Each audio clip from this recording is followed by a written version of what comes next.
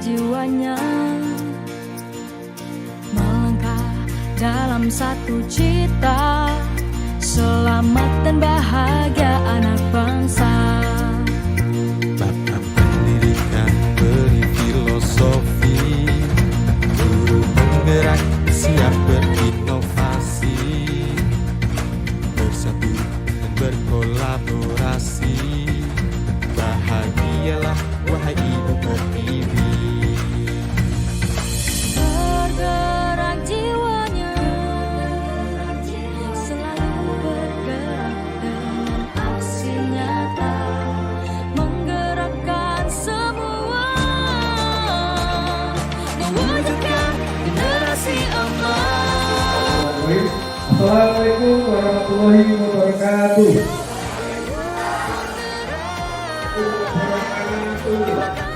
Selamat pagi dan salam sejahtera untuk kita semua. Habibur, bagaimana kabarnya Bapak Ibu semua? Luar biasa. Masih semangat?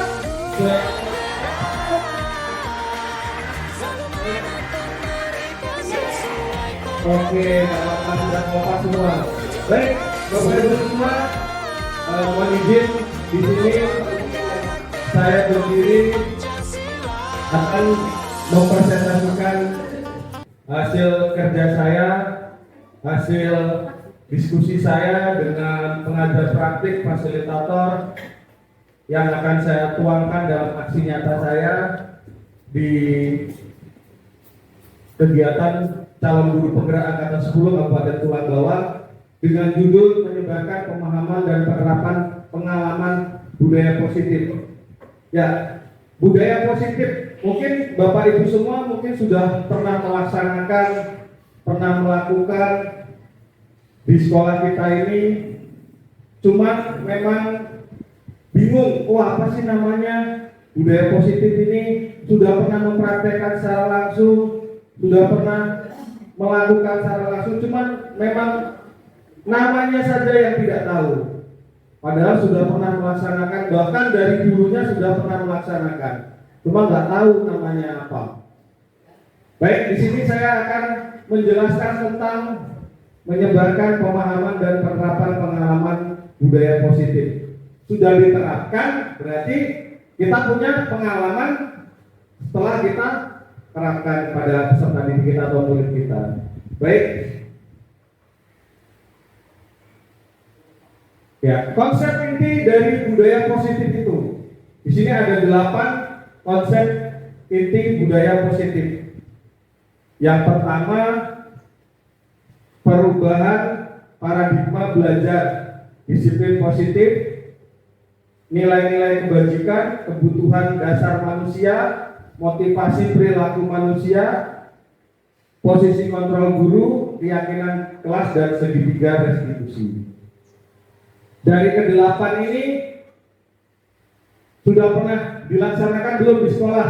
Kira-kira sudah pernah belum dari 8 ini? Mungkin sudah tapi belum tahu.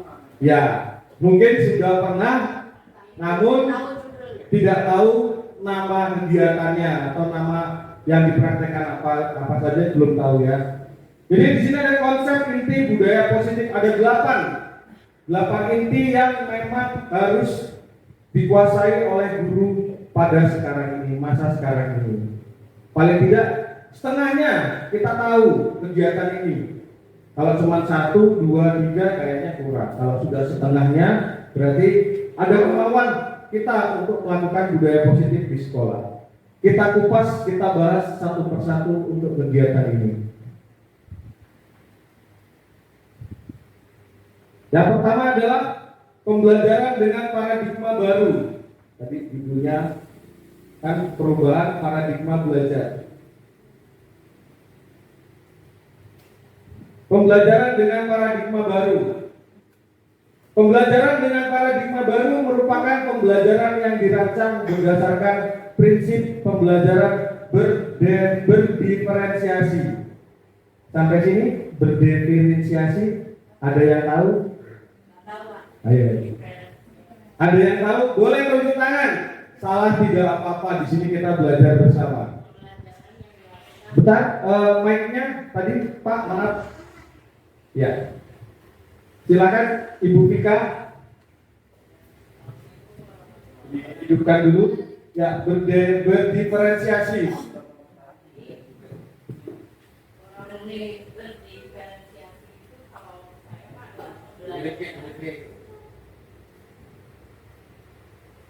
Cek. Pembelajaran yang disesuaikan dengan kebutuhan peserta didiknya, di mana peserta didik yang nantinya dapat menyelesaikan masalah-masalah yang lebih kompleks lagi. Terima kasih. Ya, terima kasih Bu Vika. Ada yang lain? Silakan Bu Selvi. Kayaknya senyum-senyum. Coba dibantu Pak Heru, Bu Selvi. Pembelajaran yang berdiferensiasi. Ya, pembelajaran diferensiasi itulah pembelajaran yang mengikuti minat dan bakat siswa. Iya. Seperti itu. Ada yang lain? Tadi sudah ditambahkan oleh Pak Heru. Kalau Bu Vika itu berdiferensiasi adalah pembelajaran yang disesuaikan dengan peserta didik, kebutuhan peserta didik. Tadi kalau dari Pak Heru, pembelajaran yang disesuaikan dengan minat dan bakat peserta didik. Ya, dari kedua, tadi masih ada satu ya. Ya, Bu Selvi belum. Tadi Pak Heru. Atau yang lain?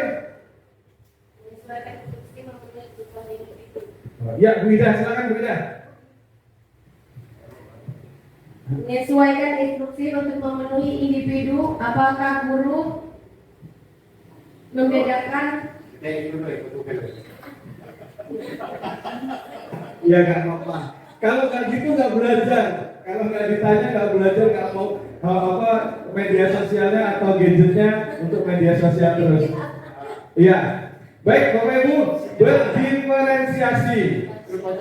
Intinya adalah bagaimana kita seorang guru mampu memberikan pembelajaran, memberikan pelajaran sesuai dengan kebutuhan siswa atau sesuai dengan kebutuhan anak. Menurut Ki Hajar Dewantara, kebutuhan itu disesuaikan dengan kodrat zaman dan kodrat alam. Kalau kodrat alam itu siswa itu bawaan dari lahirnya, kemampuannya bawaan dari lahir dan diasah. Diasahnya di mana atau dilatihnya di mana? Di sekolah. Disesuaikan dengan kodrat alam. Kalau disesuaikan yang kedua dengan kodrat zaman. Kodrat zaman berarti harus disesuaikan dengan zamannya. Nggak mungkin pembelajaran yang dulu disesuaikan apa? Diterapkan di pembelajaran sekarang. Kalau pembelajaran dulu diterapkan di sekarang bisa. Cuman harus disesuaikan dengan keadaan zaman. Zaman dulu kita pembelajaran tidak ada yang menggunakan infocus, menggunakan inframerah ini. Belajarnya nggak di kelas, bisa di luar. Kalau sekarang semua sudah di kelas, ada alat-alat bantu lainnya, kipas angin, AC, laptop, terus HP dan lain-lainnya. Itu. Jadi pembelajaran berdiferensiasi adalah membawa kita untuk belajar, untuk mengajar yang disesuaikan dengan kebutuhan peserta didik.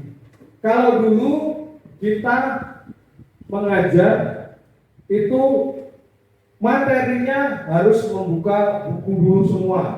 Apalagi kalau kelas 1, kelas 2, kelas 3 menggunakan tematik.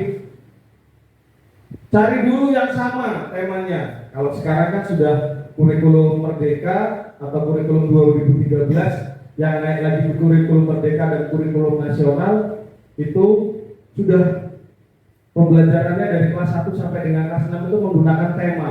Temanya itu bertingkat, disesuaikan dengan jenjang anak, usia anak.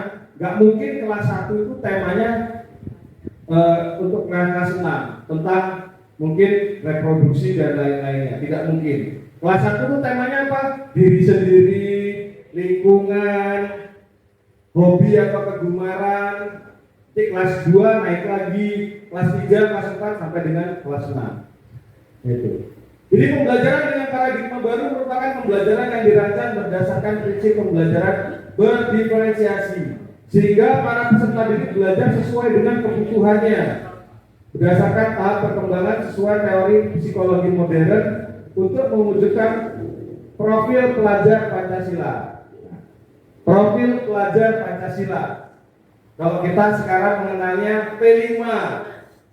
Ya, bentar-bentar P5, bentar-bentar P5. Ya, P5 nari. Terus apa lagi, Pak? Hadroh, apa lagi, Bu? Unsal, banyak kegiatan P5 ya, yang digunanya untuk mengikuti minat dan bakat siswa. Profil pelajar Pancasila. Ini ada berkebinekaan global, bergotong royong, kreatif, bernalar kritis, mandiri, beriman kepada Tuhan Yang Maha Esa. Yang pertama adalah beriman kepada Tuhan Yang Maha Esa. Beriman bertakwa kepada Tuhan Yang Maha Esa dan berakhlak mulia. Ini dulu yang pertama, sesuai dengan Pancasila. Sila pertama apa Pak Ali? Ketuhanan yang Maha Esa. Semangat Pak Ali? Semangat. Ya. Beriman kepada Tuhan Yang Maha Esa dan berakhlak mulia. Ini dulu. Di sekolah ini dulu. Siswa diajarkan beriman bertakwa. Beriman berarti dia meyakini terhadap agamanya, terhadap Tuhannya. Kalau Muslim, Tuhannya Allah Subhanahu Wa Taala. Kalau Kristen, Katolik, Tuhan Yesus. Terus kalau Hindu, Sang Yang Widi. Kalau Buddha, Sang Buddha Gautama, dan agama yang diakui oleh negara Indonesia. Sudah beriman, dia mengakui dulu. Oh, saya memiliki agama, saya memiliki Tuhan yang harus saya sembah. Setelah itu baru kita bertakwa. Ada yang tahu arti bertakwa? Boleh tunjuk tangan? Ya, Pak Tumirin, pinjam mic-nya. Oh, udah. Monggo Pak Tumirin, bertakwa. Setelah kita tadi beriman, kita bertakwa. Ini kurang disekretkan, Pak. Ya. Terima kasih. Siapa? Arti takwa. Takwa artinya takut. Artinya takut itu ya kita patuh menjalankan perintahnya dalam agama ya. Kemudian menjauhi segala larangannya. Terima kasih. Ya. Terima kasih Pak Tumirin, kita beri pos. Iya. Beriman bertakwa. Setelah meyakini, setelah beriman, kalau di Muslim ada rukun iman, ada 1 sampai dengan ke-6. Setelah itu bertakwa, menjalankan segala perintahnya dan menjauhi segala larangannya. Ambil yang baik, tinggalkan yang buruk. Itu kalau ada Mas ada di masjid. Itu bukan itu Pak maksudnya. Berarti pernah dia di sini. Iya. Ada istilah itu. Ambil yang baiknya, tinggalkan yang buruk. Itu banyak dipraktekkan di masjid, itu tinggalkan yang salah. Karena kita pergi ke masjid itu untuk beribadah menghadap Allah yang Maha Kuasa. Jadi bertakwa, menjalankan segala perintahnya dan menjauhi segala larangannya. Anak dituntut untuk setelah dia beriman dia bertakwa. Oh, aturan agama seperti ini, oh larangan agama seperti ini. Jadi anak-anak tahu dulu, baru setelah itu dipraktekkan. Tugasnya bukan hanya guru agama, tapi seluruh guru yang ada di sekolah. Menjadi pemimpin pembelajaran, menjadi suri tauladan, menjadi contoh. Kalaupun kita tidak bisa menjadi contoh kepada peserta didik kita sendiri. Kita berubah dari diri sendiri, baru nanti diberikan contoh kepada peserta didik kita. Lanjut, yang kedua, berkebinekaan global. Ini. Ada yang tahu arti dari Bhinneka Tunggal Ika? Ya, silakan.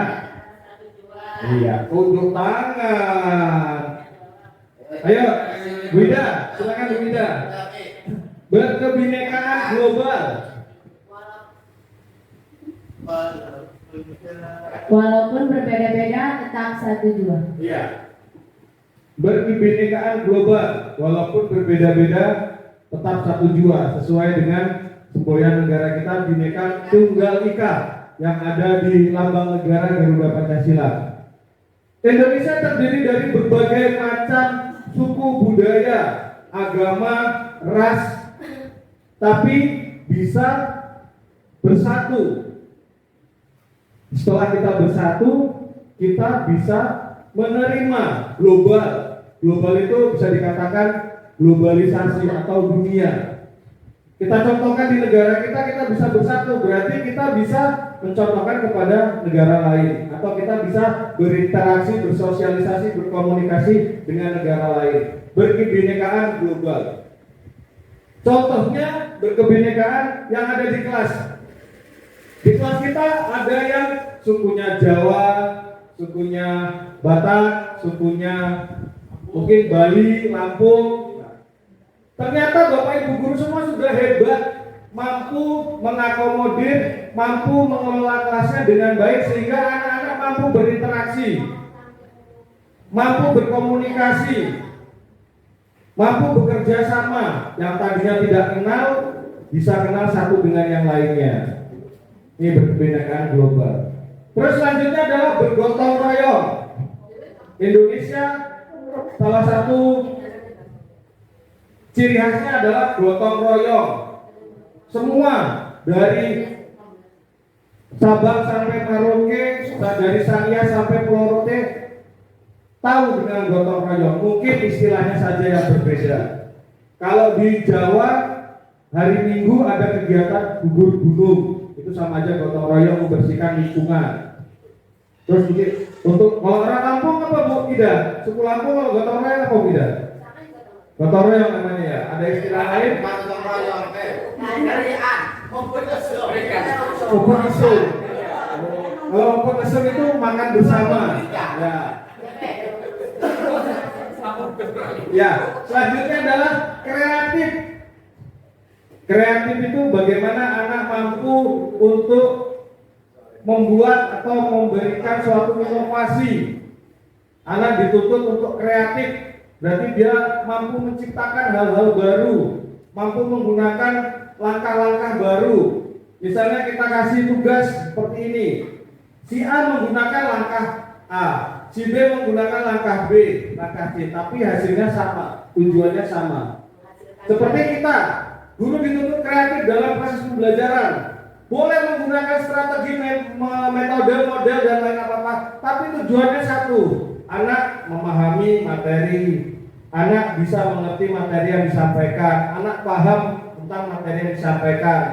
Syukur-syukur anak bisa menerapkannya atau bisa menularkan kepada teman-temannya. Berpikir kreatif, siswa dituntut berpikir kreatif. Terus yang kedua, bernalar kritis. Bernalar kritis ini dalam memberikan atau memutuskan sesuatu itu harus dipikir secara matang. Jangan gegabah, jangan tiba-tiba. Biasanya kalau kita sudah terdesak, langsung mengambil keputusan yang nggak tahu rugi atau untungnya nanti. Yang penting ambil keputusan dulu. Di sini anak diharap bernalar kritis, dicari dulu sebabnya. Seperti kejadian misal kemarin ada siswa kita yang kecelakaan di belakang. Dicari dulu penyebabnya. Menurut versi dia yang benar. Tapi kita cari tahu menurut versi yang lainnya. Menganalisis. Nah, oh ternyata kejadian seperti ini. Kita cocokkan baru kita ambil suatu keputusan. Nah, anak diberikan ini benar kritis. Mampu dia berpikir, oh ternyata jawabannya bukan seperti ini. Jawabannya benar seperti ini.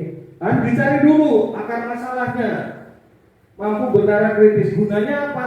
Ketika nanti dia sudah beranjak dewasa, ketika dia mau mengambil keputusan, dia tidak buru-buru. Ya, kalau kata Buddha tidak menghakimi. Kita sekarang terkenal dengan kabar hoax. Wah, sudah diterima. Pagi tadi saya mendapat info dari istri saya bahwa bapak mertua saya termasuk salah satu korban dari informasi hoax dan sudah terlanjur mengirim uang. Ternyata setelah ditelusuri itu berita palsu. Sampai itu saya bilang, padahal kan sudah berpengalaman, kenapa sampai itu? Jadi terkadang kita saja yang sudah bernalar kritis saja masih bisa dibodohi atau masih bisa termakan informasi palsu.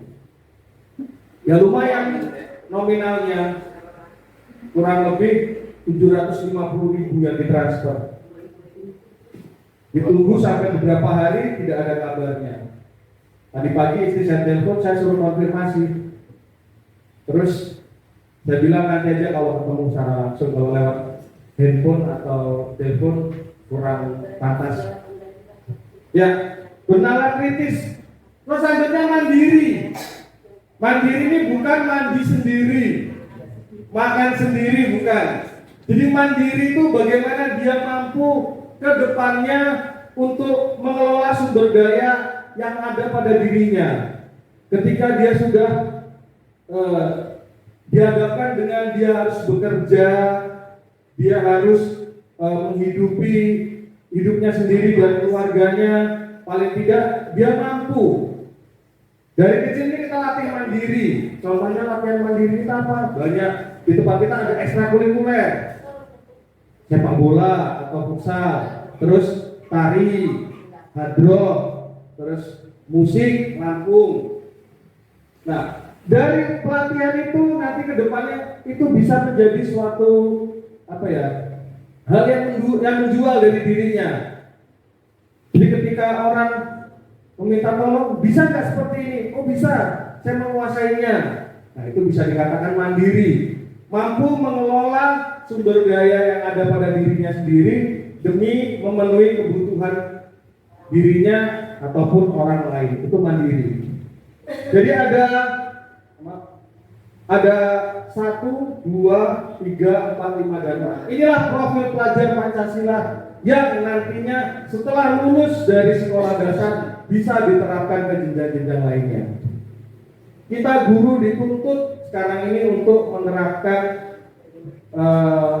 pembelajaran berdiferensiasi, gunanya untuk menjadikan murid kita sebagai murid yang berkarakter profil pelajar Pancasila.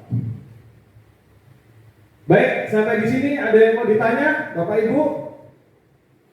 Kalau tidak ada, kita lanjutkan dulu.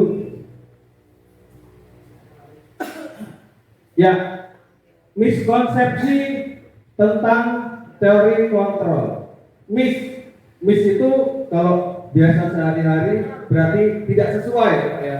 Salah, miskonsepsi, miskomunikasi, jadi ada kesalahan.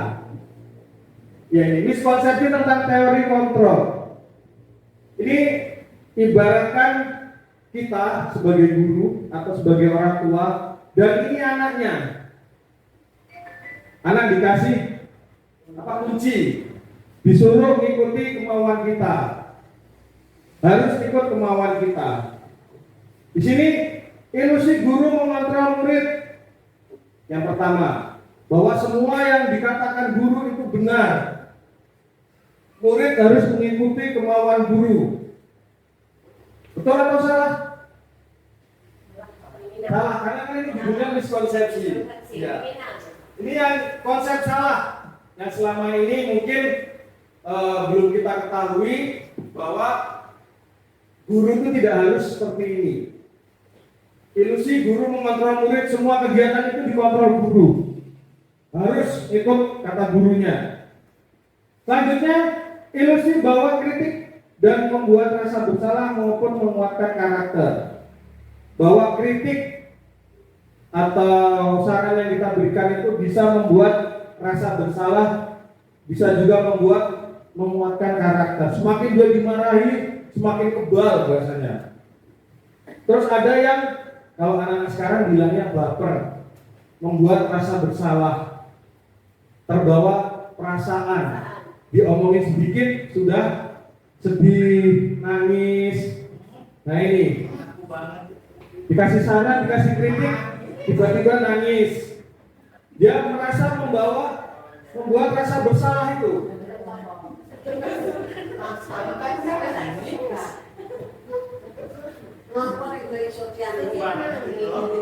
Terus selanjutnya ilusi bahwa semua penguatan positif itu efektif dan bermanfaat. Ternyata penguatan itu seperti ini. Bagus Pak Ali, bagus Ali. Itu sudah anak-anak sunnah. Misalnya, betul. Ayo kita beri tepuk tangan untuk adik. Misalnya seperti itu. Itu penguatan yang positif. Yang kita anggap sekarang ini efektif dan bermanfaat. Ternyata yang banyak dilakukan selama ini penguatan positif dan efektif dan penguatan positif, efektif dan bermanfaat itu banyak diselewengkan. Dalam artian setelah anak diberikan penguatan, diberikan applause, diberikan penghargaan itu membuat anak terlena. Bukan terlena lagi ya. Jadi mereka sekarang itu bangga, bukan semangat. Kalau dalam artian bangganya terlalu besar kepala, ya betul kata Bu Vika, besar kepala, over confidence kalau kata Pak Wodo, PD, GR kalau orang dulu bahasanya ya, gede rasa. Nah, gede rumongso rasa Pak Heri. Jadi selama ini yang kita lakukan itu ternyata bukan salah, belum tepat, Bu. Ya. Ya, harusnya setelah kita kasih penguatan, kita bisa memberikan motivasi pada yang lainnya. Kita bisa mencontoh atau meniru tindakan yang dilakukan oleh si A. Semua harus mau. Gitu. Begitu juga si A harus mau menularkan atau mengajak rekan-rekannya. Kalau cuma bagus, pintar, sudah. Berarti kan dia ada rasa bangga, overconfident kata Pak Wondo tadi, pede. Saya ingin ngajak pintar kok, yang lain-lain enggak. Nah, seperti itu yang sering dihadapi. Terus yang terakhir ini, ilusi bahwa orang dewasa itu berhak memaksa. Maksudnya memaksa itu kalau sekarang bahasanya senioritas. Intervensi dari kakak kelas, pembulian ini. Ilusi bahwa orang dewasa berhak memaksa. Banyak kita temukan di sekolah kedinasan itu yang seperti ini. Pemaksaan senioritas, hierarki. Kalau kemiliteran mungkin memang sudah dari pangkatnya. Cuma kalau dari dunia pendidikan tidak ada. Kelas 1 dipaksa dimintai uang oleh kelas 3. Berarti kan yang kelas 3 itu menyatakan bahwa dia berhak memaksa. Saya yang lebih besar kok, sini duitnya buat saya. Tapi juga yang sekarang ini banyak yang kebalik. Justru adik kelasnya minta ke kakak kelas. Karena mungkin berpikiran dia punya kakak di sini, dia punya saudara di sini. Jadi ada orang dalam bekengan. Ya. Begitu juga dengan bapak ibu guru. Memaksa siswanya harus seperti ini. Anak-anak besok harus bawa ini. Kalau nggak bawa nanti suruh lari. Keliling lapangan 10 kali. Misalnya seperti itu. Jadi kita hilangkan konsepsi yang salah tentang teori kontrol ini.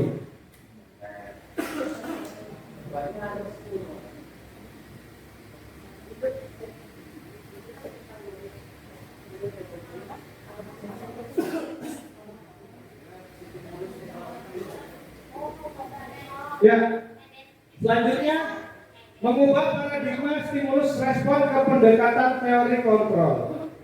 Kalau tadi teori kontrol sudah kita sedikit bahas tentang konsepsi yang salah. Mohon izin sebentar, saya mau minum.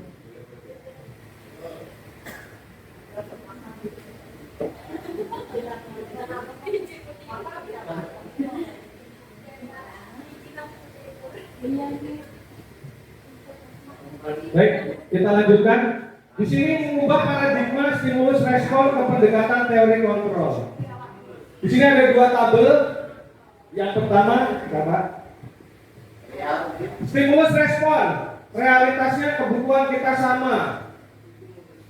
Tapi kenyataannya di teori kontrol, realitasnya atau kebutuhan kita berbeda-beda. Kalau siswa ini kebutuhannya sama di sekolah, yaitu menuntut ilmu, mendapat pengajaran, mendapat nilai, mendapat kasih sayang dari gurunya.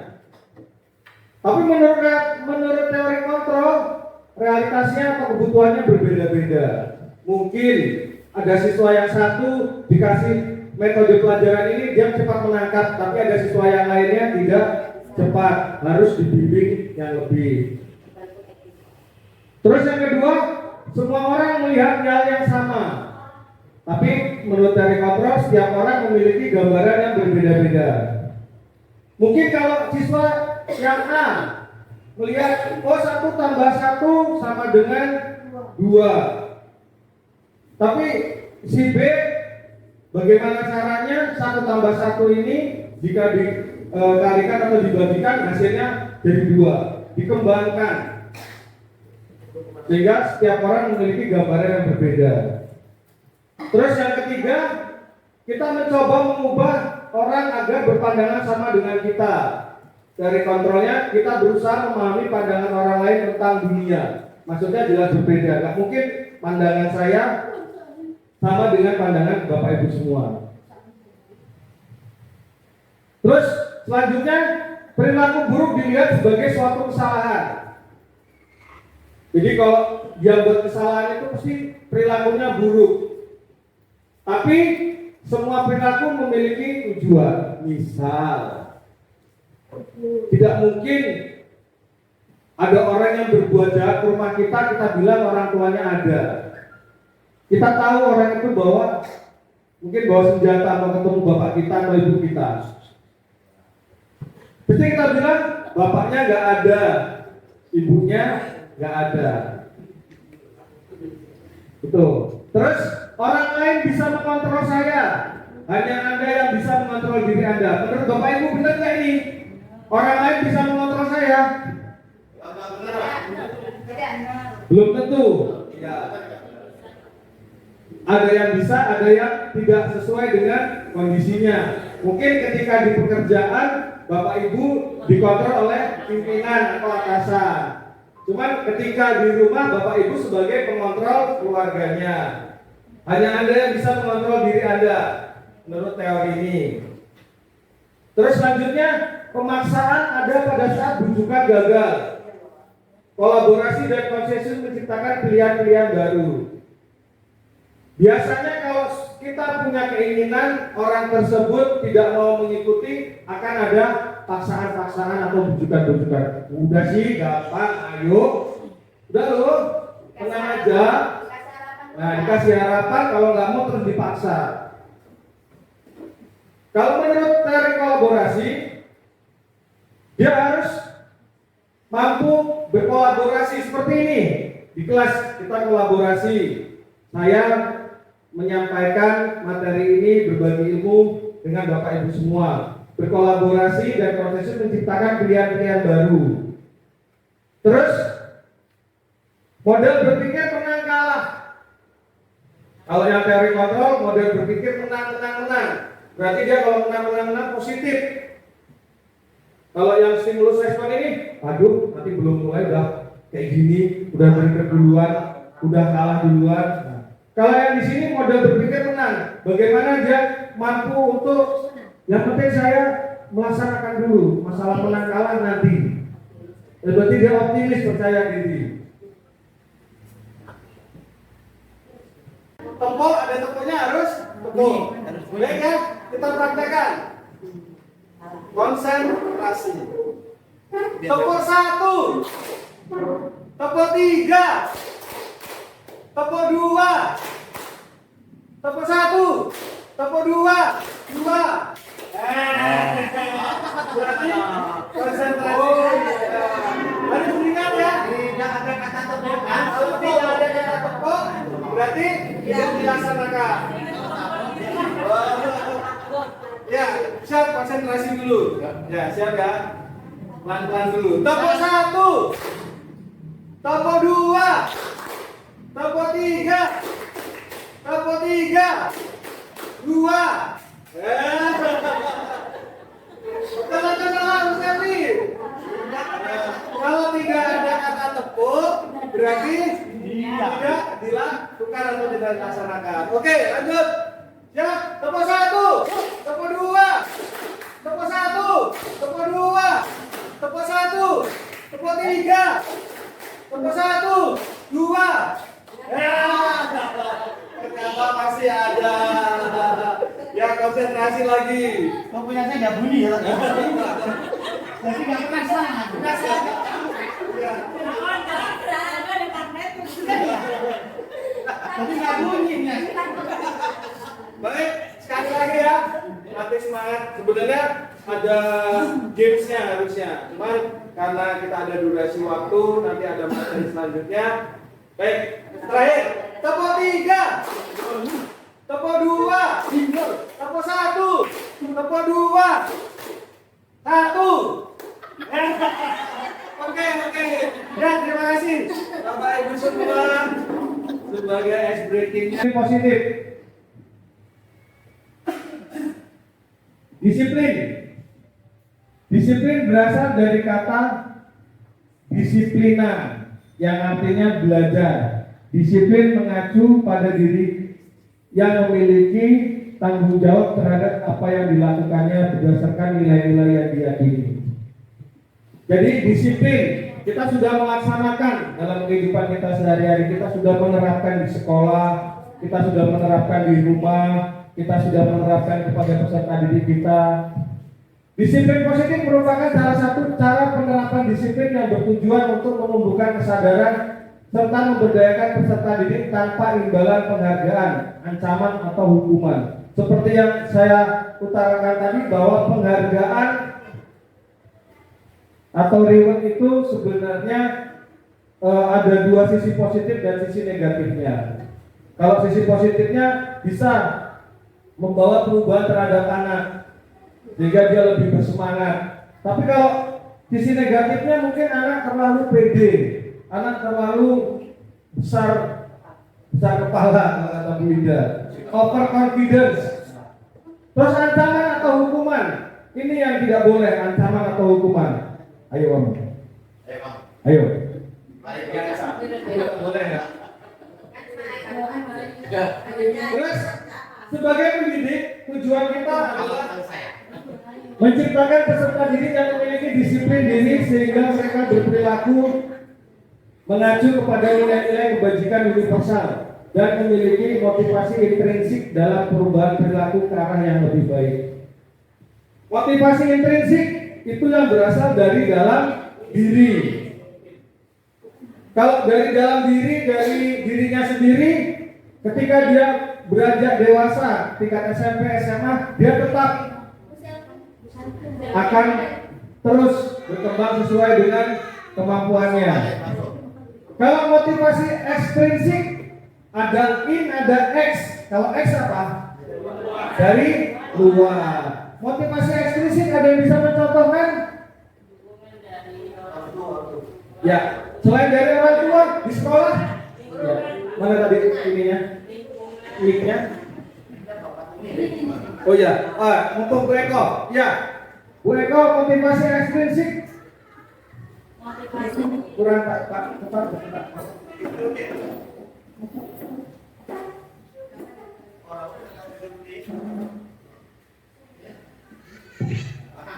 Ya, silakan. Motivasi intrinsik itu dari dalam diri siswa atau murid kita.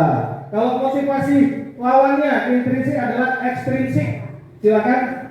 Motivasi intrinsik adalah motivasi yang timbul dari luar. Contohnya adalah lingkungan sekitarnya. bisa guru, bisa wali murid, atau komite kalau di sekolahan. Tapi kalau lingkungan yang secara meluas itu adalah masyarakat. Ya. Terima kasih. Motivasi ekstrinsik atau motivasi yang berasal dari luar murid. Tadi Bu Eko bisa mencontohkan bisa dari kalau di sekolah dari gurunya, dari teman-temannya. Terus kalau dari keluarga itu dari orang tua. Kalau di sekolah juga bisa dari komite, selaku pemangku kepentingan yang ada di sekolah. Nah, betul ya mereka ya, kalau intrinsik dari dalam, kalau ekstrinsik dari luar. Ya. Lanjut, ini tadi disiplin positif. Ini jelas sudah dilaksanakan belum di sekolah kita? Sudah.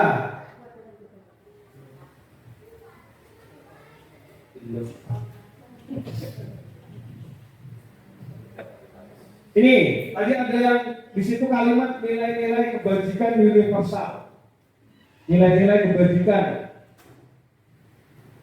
Nilai yang disepakati bersama lepas dari suku, bangsa, agama, bahasa maupun latar belakangnya. Makanya dinamakan nilai-nilai kebajikan universal. Contoh nilai-nilai kebajikan institusi atau organisasi, maksudnya ini dipecah ya, dipisahkan. Yang pertama, menurut profil pelajar Pancasila, beriman dan bertakwa kepada Tuhan Yang Maha Esa dan berakhlak mulia. Di belahan dunia lain sama nggak beriman dan bertakwa? Kira-kira di belahan dunia lain ada nggak agama? Selain di Indonesia, di negara lain mengakui nggak adanya agama atau Tuhan? Ada ya. Terus berakhlak mulia. Berakhlak mulia ini kita ibaratkan sebagai orang baik. Di negara lain ada orang baik nggak? Ada. Ya berarti kan itu termasuk nilai-nilai kebajikan. Bukan hanya ada di Indonesia, tapi di luar negeri pun, di negara lain pun ada orang-orang yang berakhlak mulia atau baik. Terus berkebinekaan global. Tadi sudah jelaskan berkebinekaan, mampu menerima perbedaan, terus gotong royong, mandiri, kreatif dan bernama praktis. Terus Ibu Precarious Program, ini dari PBB ya. Adanya sifat toleransi, rasa hormat, integritas, mandiri, menghargai, antusias, empati, keingintahuan, kreativitas, kerjasama, percaya diri, dan komitmen. Ini hampir semua disepakati oleh seluruh dunia. Terus keterampilan hidup, kalau bahasa Inggrisnya life skill. Ya, keterampilan hidup ini yang pertama dapat dipercaya, lurus hati, pendengar yang aktif, tidak merendahkan orang lain dan memberikan yang terbaik dari diri. Kita berusaha memberikan yang terbaik kepada rekan kita, kepada teman sejawat kita, kepada keluarga kita, kepada teman-teman di sekolah kita. Nah, ini. Beradaptasi positif. Nah, iya betul Bu, beradaptasi positif. Jadi kalau misalnya ada yang tanya nilai-nilai kebajikan universal apa? Ya ini.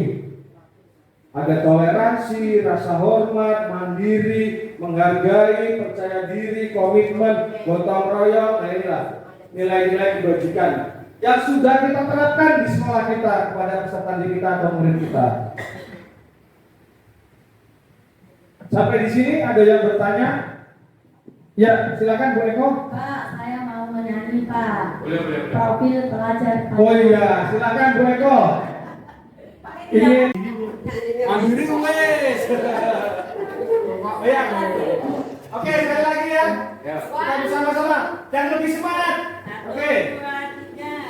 Pelajar Pancasila beriman dan bertakwa kepada Tuhan Yang Esa dan berakhlak mulia, berkebinekaan global, gotong royong mandiri, kreatif dan berakhlak kritis. Oke, semua. Kreatif. Tarian atau lagu dengan gerakan profil pelajar Pancasila. Ya, terima kasih Bu Eko. Lanjut. Ya, Bapak Ibu yang ingin minum sambil mengikuti kegiatan tidak apa-apa.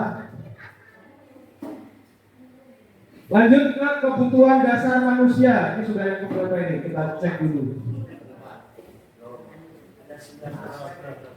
Kebutuhan dasar manusia. Ada sampai sini sudah keempat. Masih ada 4 lagi. Lanjut.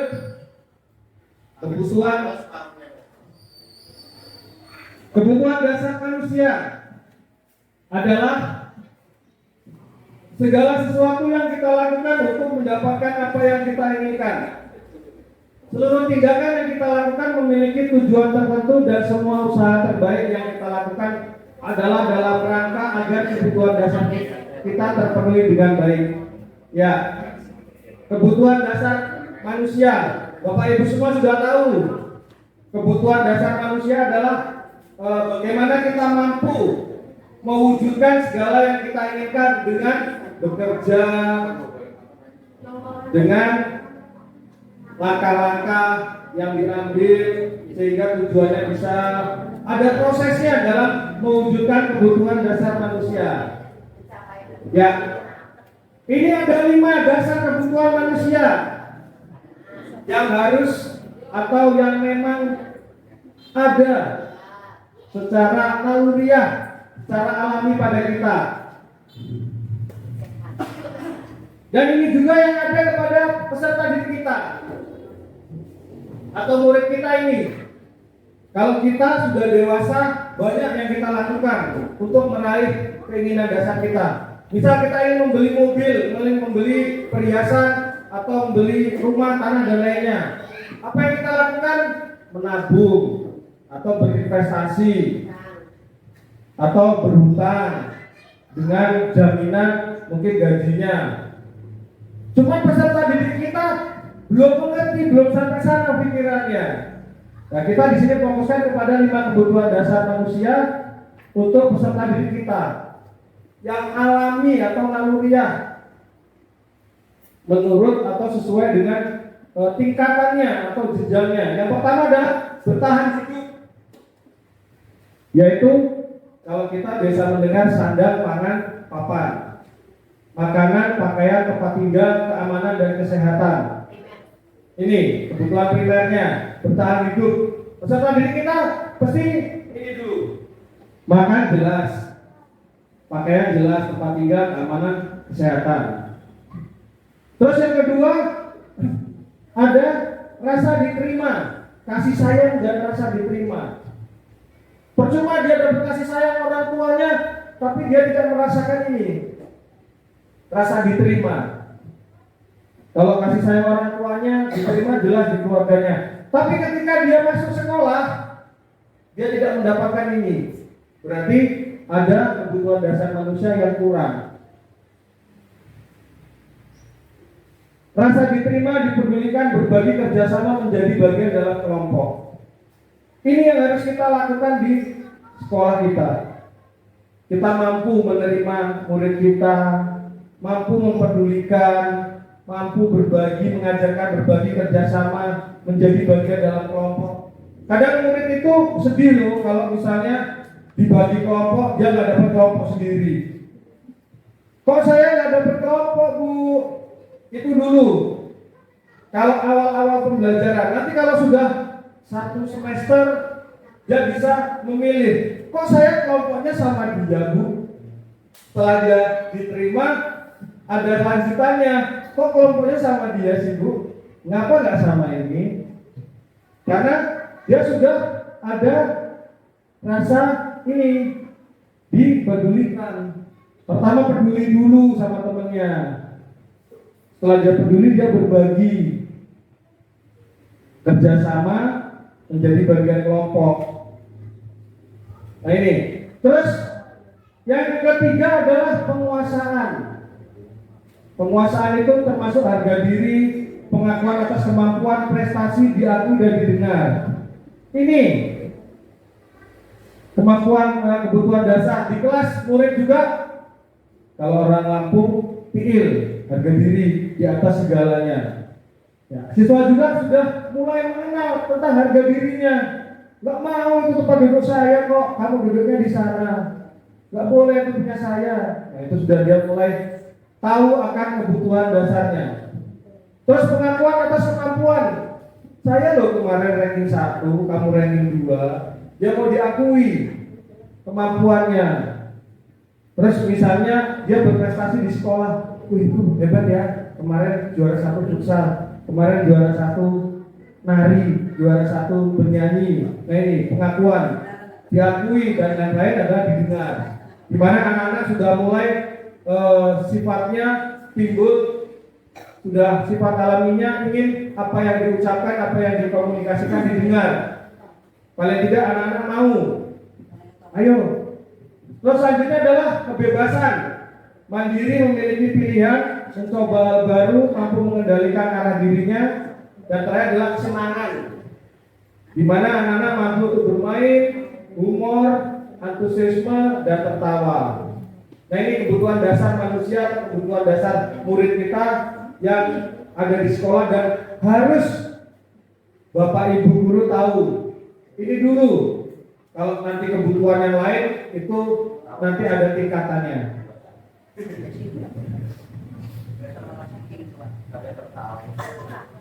Tanya dulu Pak. Itu keluarga udah ngerti nggak? Itu Pak ngomong dari tadi. Sudah tahu Pak? Berarti Pak Wondo kebutuhan dasarnya yang ini, yang kesenangan, bermain, humor, antusiasme, dan tertawa.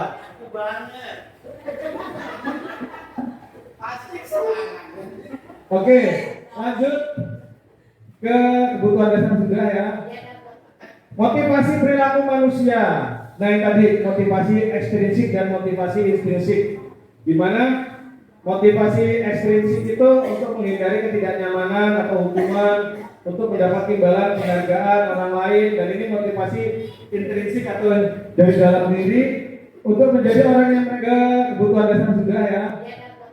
Motivasi perilaku manusia.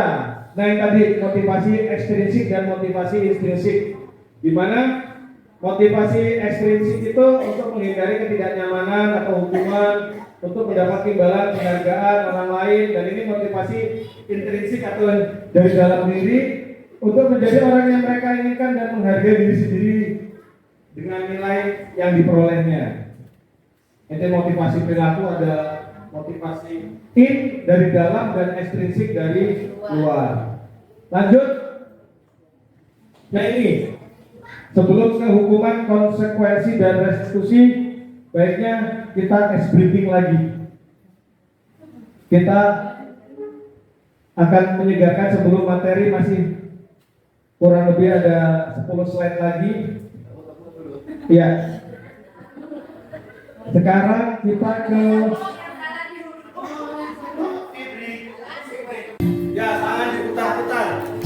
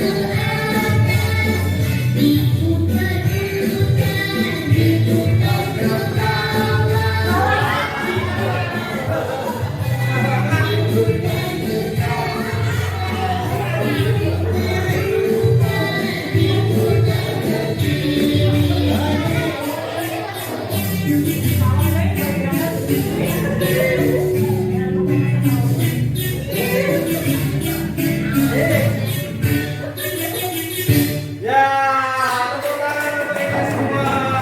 Ibu.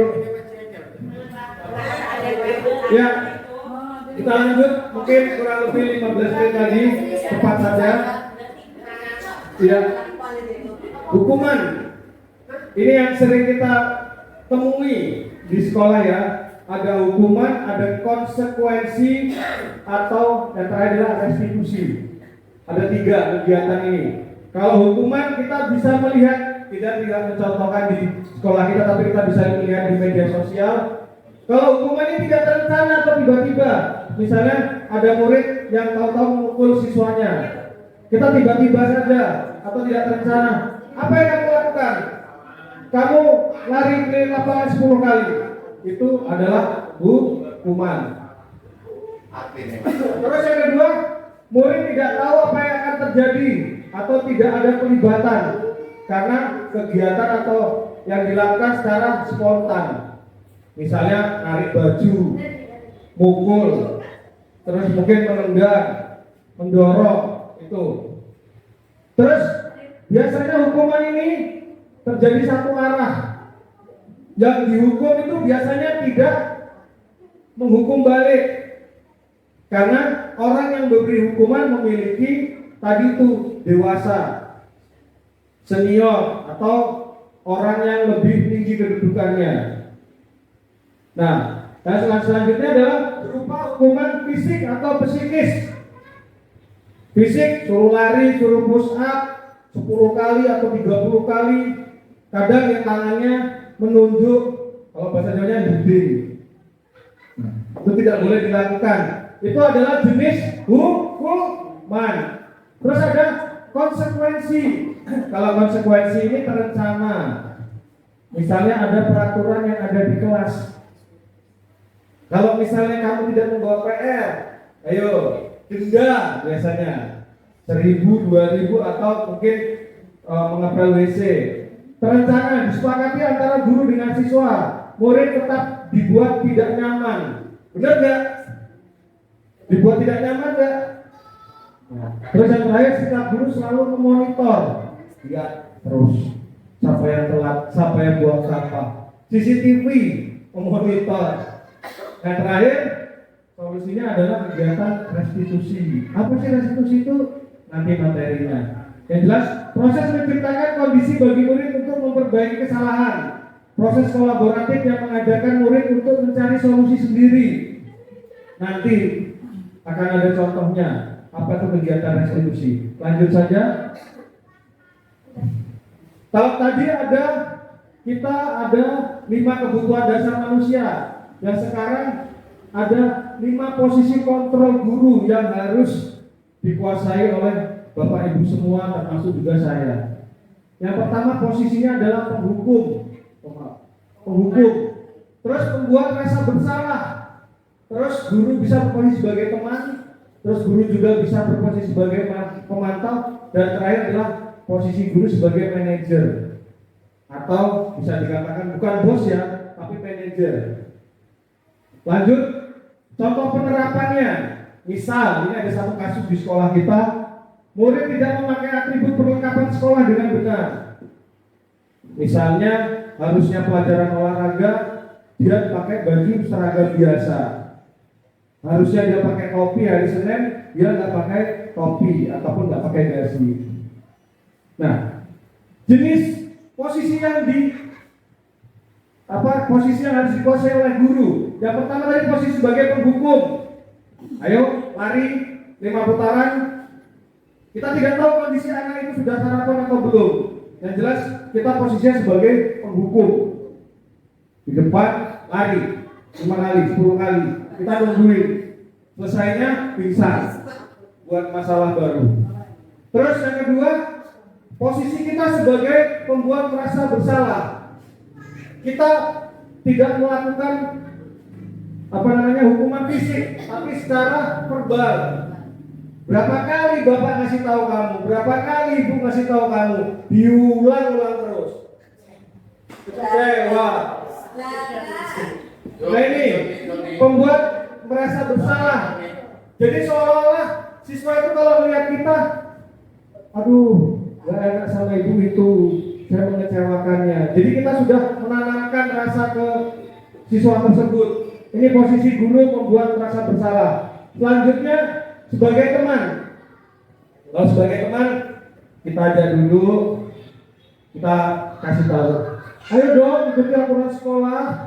Tolong bantu bapak ibu ya. Sekali ini aja. Ya sudah, nggak apa-apa. Lain kali jangan berbuat seperti ini lagi ya.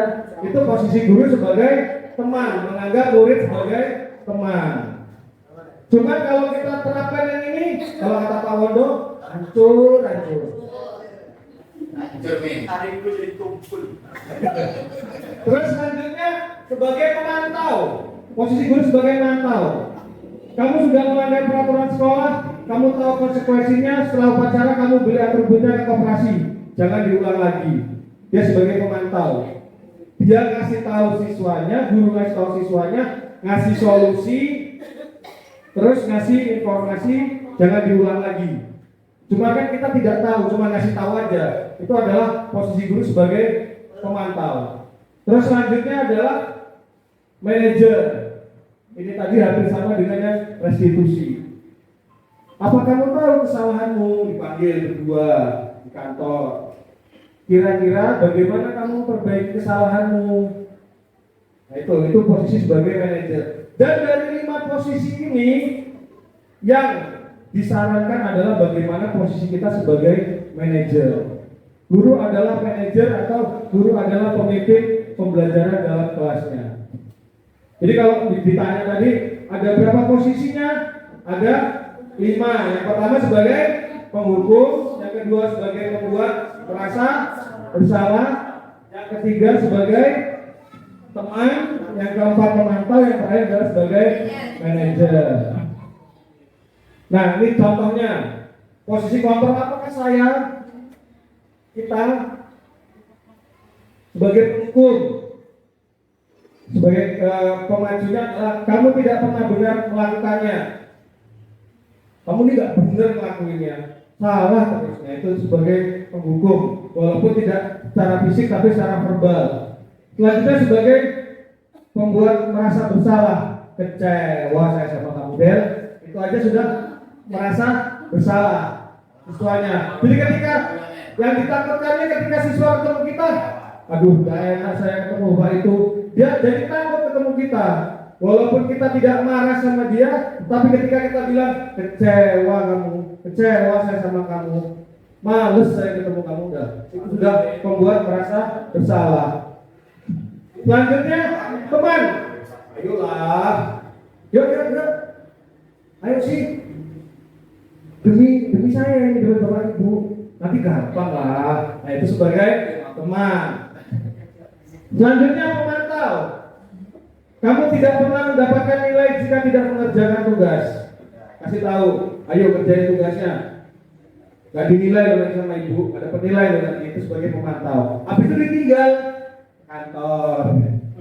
Itu kan sebagai pemantau. Saya juga dulu pernah berada di 5 posisi ini. Yang terakhir adalah manajer. Dipanggil, apa rencanamu untuk menyelesaikan masalah ini? Kira-kira solusi apa yang kamu tawarkan untuk memperbaiki kesalahannya? Ini sebagai manajer. Jadi di sini ada 5 posisi. Kira-kira Bapak Ibu pernah di posisi apa? Saya harap tidak di penghukum dan tidak di pembuat rasa bersalah. Manajer, manajer koperasi ya Pak ya. Nah ini keyakinan kelas. Ada pertanyaan. Mengapa keyakinan kelas? Mengapa bukan peraturan kelas?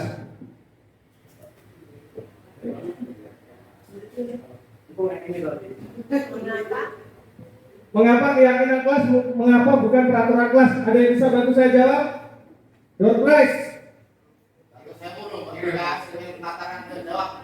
Bakso satu porsi. Itu bukan dengan bercanda ya, bukan karena penghargaan itu nanti bisa. Ayo, ada yang bisa menjawab? Mengapa keyakinan kelas? Mengapa bukan peraturan kelas? Ada yang bisa bantu saya jawab? Silakan Bu Pika. Kalau keyakinan kelas itu berarti kita tidak memaksakan murid itu, Pak. Jadi kita lebih kepada pendekatan. Sehingga nanti murid itu akan lebih bisa disiplin dan bisa lebih tertib dengan perencanaan-perencanaan yang ada di kelas. Sedangkan kalau peraturan itu terkesan dengan memaksa. Jadi kalau kamu besok kalau mau berangkat harus begini, nah sehingga murid itu nantinya akan hilang rasa kepercayaan dirinya ketika dia melanggar peraturan kelas tersebut. Terima kasih. Ya, baik, terima kasih Bu Vika. Ada yang lain? Sudah benar, tapi Mungkin jawabannya juga sama ya. ya. Penghilangan rasa-rasa negatif yang harus kita sampaikan kepada murid-murid agar terhindar rasa tidak menyenangkan untuk murid. Ya, ada yang lain masih belum tepat? Ya, silakan Pak Tumar. Mengapa harus keyakinan kelas? Mengapa bukan peraturan kelas? Ya, sudah tepat, cuman belum sudah benar, cuman belum tepat. Poinnya belum mengena. Simpel saja sebenarnya. Ayo Pak, silakan Pak. Kelas itu untuk menghilangkan budaya positif. Oh, menghilangkan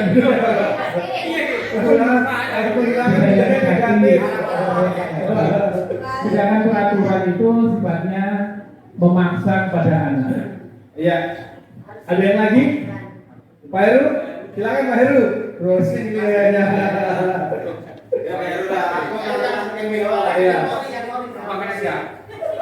Ya, silakan Pak Heru.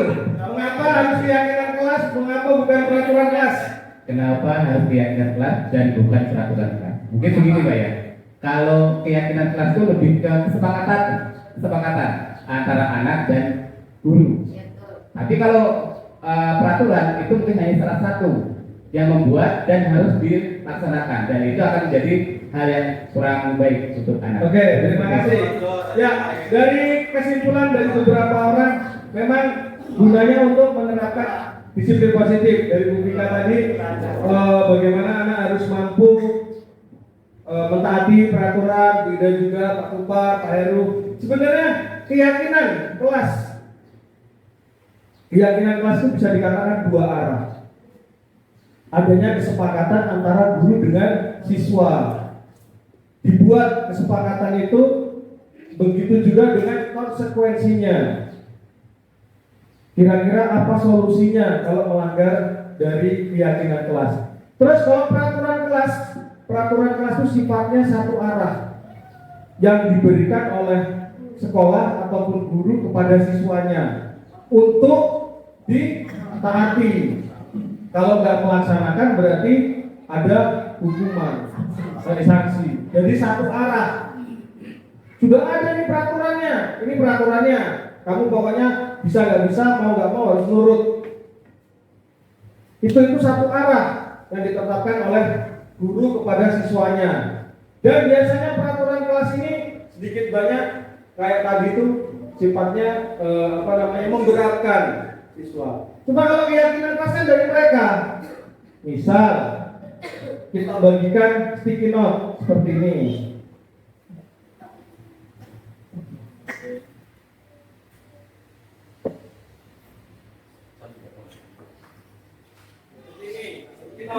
Kita kasih satu-satu ke siswa. Bisa seperti ini, silakan tulis apa keyakinan kelas kita, nanti yang terbanyak boleh sama semua. Setelah ini kita sepakati, oh ternyata keyakinan kelas seperti ini. Nah itu keyakinan kelas. Lanjut, pembentukan keyakinan kelas bersifat abstrak berupa pernyataan universal sedikit agar mudah diingat sesuai dengan kondisi kelas atau sekolah sehingga mudah diterapkan. Semua warga sekolah, warga kelas dilibatkan dan membuat keyakinan. Bisa bukan hanya kelas saja, tapi sekolah juga bisa buat keyakinan. Ya, nanti kita tahun ajaran baru kita rapat, kita buat keyakinan sekolah. Kira-kira seperti itu. Ini baru contohnya. Syukur-syukur kita bisa menerapkannya. Ada papan petik hasil dan belajar. Ini dari kesepakatannya. Lanjut, misal pembentukan keyakinan kelas atau kesepakatan kelas 6. Misalnya kelas 6 kita contohkan, datang tepat waktu, Sebelum masuk kelas diwajibkan mengucapkan salam. Jika tidak berangkat sekolah wajib izin, berdoa sebelum dan sudah pembelajaran, menjaga kebersihan kelas dan wajib melaksanakan piket kelas sesuai jadwal. Ini contoh kesepakatan atau keyakinan kelas yang bisa diterapkan. Jadi peraturan itu dari anak oleh anak dan dilaksanakan oleh anak. Ya, dan terakhir materi kita adalah segitiga restitusi. Yang tadi itu restitusi, yaitu suatu proses dialog yang dijalankan oleh guru agar dapat menghasilkan murid yang mandiri dan bertanggung jawab. Nah, segitiga restitusi ini ada 3 kegiatan. Yang pertama menstabilkan identitas, yang kedua validasi tindakan yang salah, yang ketiga menanyakan keyakinan.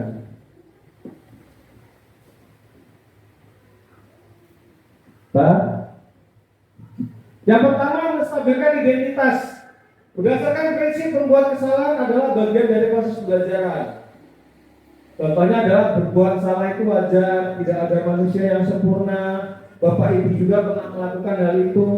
Ibu bapak tidak mau mencari siapa yang salah, tetapi ibu bapak ingin mencari solusi dari permasalahan ini. Kamu berhak merasa seperti itu. Terus yang kedua, berdasarkan prinsip setiap perilaku berupaya memenuhi suatu kebutuhan tertentu. Ini validasi tindakan yang salah.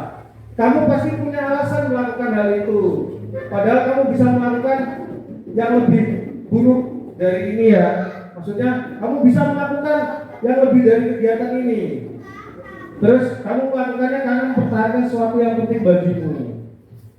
Maksudnya harusnya dia itu, mungkin kalau pikiran kita tadinya dia memukul saja atau menempeleng saja, padahal dia bisa memukul ataupun kegiatannya lebih dari itu, lebih hal buruk dari itu bisa. Makanya kita memvalidasi tindakan yang salah. Dan yang terakhir adalah menanyakan keyakinan. Yang sudah kita sepakati. Berdasarkan prinsip teori kontrol bahwa pada dasarnya kita termotivasi karena prinsip. Yang pertama, apa keyakinan kelas kita, nilai apa yang telah disepakati, seperti apa gambaran sebuah kelas yang menurut kamu ideal, dan terakhir kamu ingin menjadi orang yang seperti apa. Nah, ini contoh penerapan restitusi. Mau disetel videonya? Boleh? Mau disetel? Ya.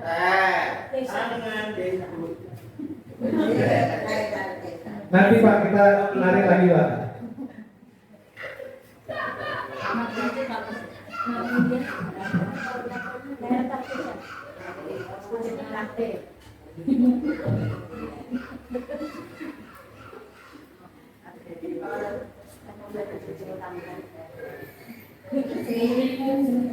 Contoh video seperti apa segitiga restitusi.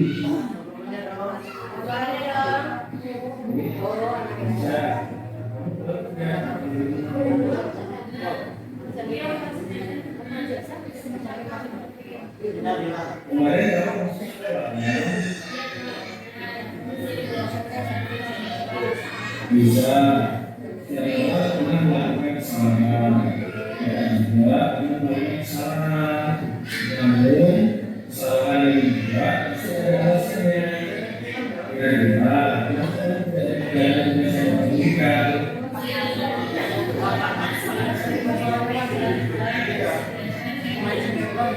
dan sudah jadi kalau misalnya apa yang kita lakukan itu sudah sesuai dengan keyakinan kita. Kalau belum, ya dengan merasakan tidak sesuai dengan itu. Jadi berarti kan sudah tahu itu tidak sesuai dengan keyakinan kita. Kira-kira siapa yang kita lakukan untuk memperbaiki kesalahannya?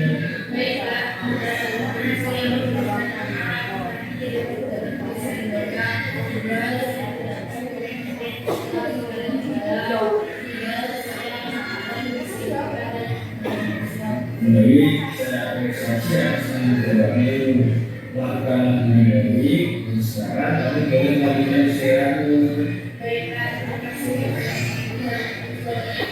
dan salah yang sebelumnya. Coba menarik jalan. Ya. Baik, itu salah satu contoh penerapan restitusi. Ada praktek itu juga ya. Ya. Intinya pada saat kita melakukan itu dipanggil jangan bersama-sama dengan teman-teman yang lainnya. Kita panggil satu persatu di ruangan atau di tempat yang sudah kita tentukan. Jadi kita bisa nanya kejadian itu, terus solusi apa yang dia tawarkan, terus apa yang apresiasi kita terhadap apa yang sudah ditawarkan untuk dia memperbaiki kesalahannya. Lanjut, nah kita ke kesimpulan. Jadi dalam penerapan program budaya positif, hendaknya guru memiliki standar kepribadian profesional dan sosial yang baik, di mana guru mampu merefleksikan dirinya dalam posisi kontrol saat ini. Bagaimana perjalanan dirinya sebagai among atau manajer yang menuntut murid-muridnya menjadi insan yang mandiri, merdeka, dan bertanggung jawab. Baik, Bapak Ibu semua, ini tadi pemaparan materi dari kegiatan kita hari ini. Dari materi yang sudah kita paparkan dari awal, saya paparkan dari awal tentang penyebaran pemahaman dan penerapan pengalaman budaya positif. Semoga apa yang sudah kita bahas pada pertemuan ini, sudah kita berbagi ilmu pengalaman di sini, bisa bermanfaat untuk kita semua, bisa diterapkan di sekolah kita. Kita mulai dengan budaya positif sehingga tujuan murid kita menjadi murid yang berkarakter sesuai dengan profil pelajar Pancasila, bisa tercapai sesuai dengan yang kita inginkan. Baik, Bapak Ibu semua, mohon maaf apabila dalam penyampaian saya ada tutur kata saya yang kurang tepat, yang salah. Pada Allah saya mohon ampun. Billahi taufiq wal hidayah. Wassalamualaikum warahmatullahi wabarakatuh. Selamat siang.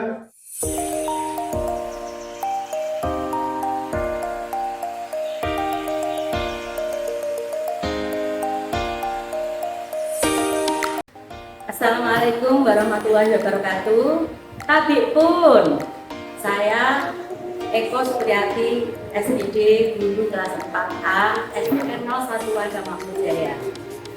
Dalam kegiatan ini sangatlah menarik dan baik sekali, sehingga kami sebagai guru bisa mendapatkan motivasi, inspirasi, sehingga bisa membantu anak-anak menangani masalah anak-anak dengan baik. Seperti filosofi Ki Hajar Dewantara, yaitu bahwa murid, siswa, anak itu adalah merupakan pusat pokok dari pembelajaran. Jadi kita sebagai guru hanya bisa memfasilitasi sebagai fasilitator dalam pembelajaran dan memberikan anak menjadi budaya yang positif, menjadi anak yang pandai, anak yang maju sesuai dengan filosofi Ki Hajar Dewantara. Saya selaku guru di SDN 01 Warga Makmur Jaya sangat mengharapkan sekali mendapatkan bimbingan-bimbingan seperti ini, sehingga kami bisa membudidayakan budaya positif di sekolahan kami. Sekolah kami menjadi maju dan terbaik. Sekian. Assalamualaikum warahmatullahi wabarakatuh. Assalamualaikum warahmatullahi wabarakatuh. Tabikun. Pada kesempatan yang baik ini, saya Suwondo Sarjana Pendidikan selaku guru SD Negeri 1 Warga Makmur Jaya yang saat ini mengajar di kelas 5. Pada kegiatan yang disampaikan kali ini merupakan kegiatan yang sangat positif, terutama untuk memacu semangat kami sebagai Dewan Guru dalam melakukan hal baik, hal positif yang menjadi titik awal untuk perubahan di sekolah ini, sehingga kegiatan pembelajaran ini dapat berpusat pada kebutuhan siswa yang tentunya akan menuju pada orientasi terbentuknya karakter di SD Negeri 1 Warga Makmur Jaya. Sekali lagi, dalam kegiatan ini sangat positif dan cukup membantu menambah wawasan dan pengetahuan bagi kami Dewan Guru SD Negeri 1 Warga Makmur Jaya. Semoga dalam kegiatan ini terus berkembang dan menjadi motivasi yang terbaik. Demikian yang dapat saya sampaikan. Saya akhiri. Assalamualaikum warahmatullahi wabarakatuh.